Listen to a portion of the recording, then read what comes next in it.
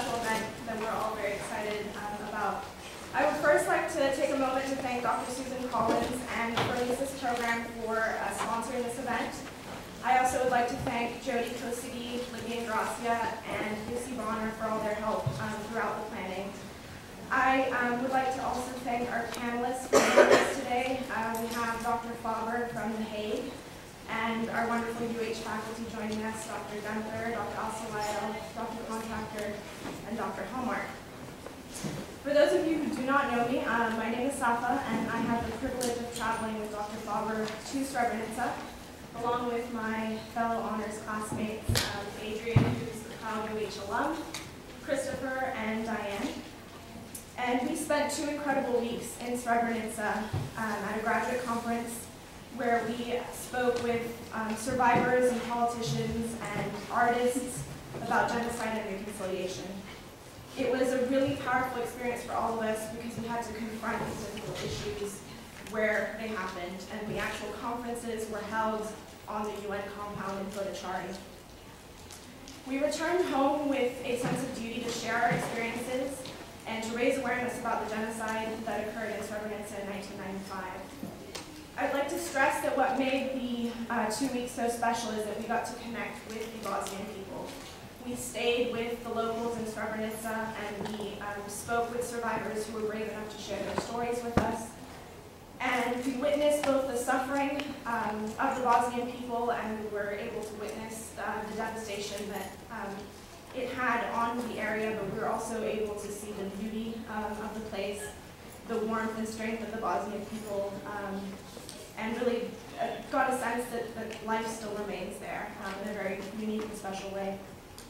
So in a little bit, we're going to turn to Syria, and as all of you guys know, we have another atrocity in Syria occurring in front of our eyes, and we think that it's important to talk about what's happening on the ground in Syria, and hopefully use the lessons learned in Srebrenica and see if they're applicable to what's happening in Syria today.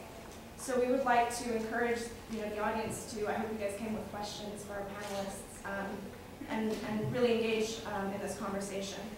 So what I'm going to do is just share a handful of photographs with you from our time in Srebrenica to just hopefully share what it was like to be there. So Simon is going to dim the lights for us.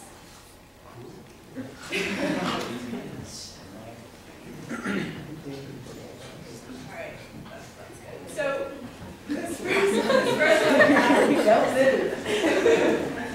first photograph is taken in Srebrenica, and so it's actually as I was walking towards the main center of Srebrenica.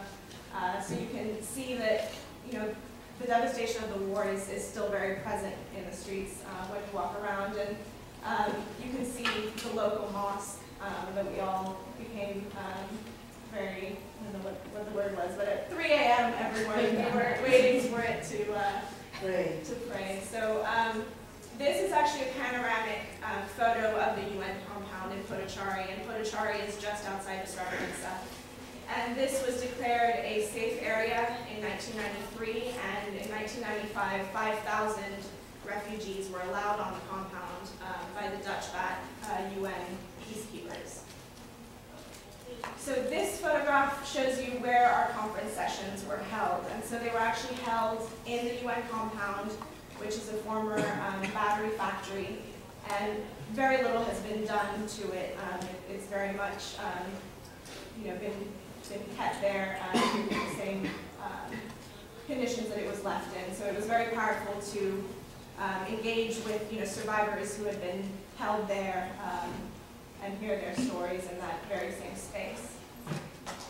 This is a photo, so 2 photographs to kind of show you. This is part of the UN compound where they've actually set up a memorial center so that, I don't know if you guys can see, there's a black box room, and around the walls they have photographs that you can walk around and look at. So for 2 weeks we were the only people on the UN compound. And the second photograph shows that actually on the burial, the day of the burial, which was July 11th, many people came to occupy that space with us, which was very special. This is a very powerful photo that doesn't need much description, but this is on one of the back walls of the UN compound. and it reads hand clap. This is a photograph just to show how beautiful this country is. This was taken on a boat ride on the River Drina, just outside of Jeffa. And we, Diane and I and Adrian, went in for a swim. It was extremely cold, but it was really beautiful. And kind of just a powerful moment we had was on our last day in Sarajevo, we went to the International Commission on Missing Persons. And they told us that recently they had drained out a lake and found hundreds of bodies at the bottom of that lake. And I think all of us in that moment could only imagine what's most likely at the bottom of the River Drina, and I'm sure that many of you know that it has a very bloody history, but yet very beautiful.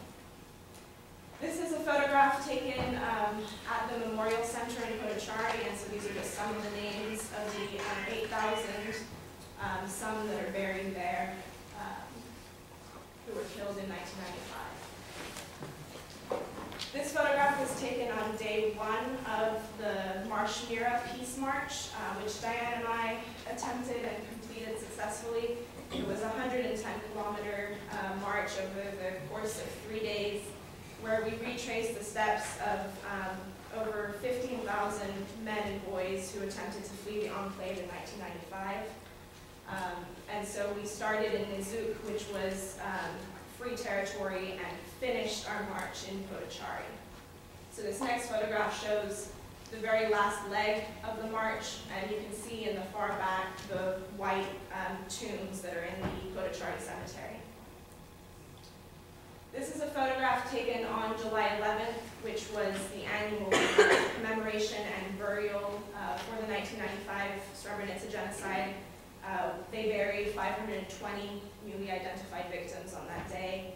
And if you guys can see in the background, that's the compound. And so the UN compound is just across the street from the cemetery in Podachari. This is a photo of family members carrying the green caskets of their family members to bury them 17 years later. Doesn't need much explanation, but they had prepared graves for the 520 that were buried that day.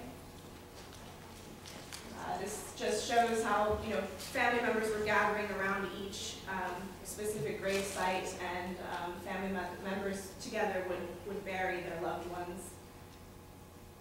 And this final photograph that we're going to end with is a photo that was taken at an exposition in Sarajevo. And it's a photo of the men, some of the men and boys that were killed in the 1995 genocide, and it eerily recalls images of the Holocaust. So with that, I hope that you guys have a better image of what we were fortunate enough to experience in Srebrenica. And with that, I will turn things over to Adrian, who's just going to share a memory from her time in Srebrenica.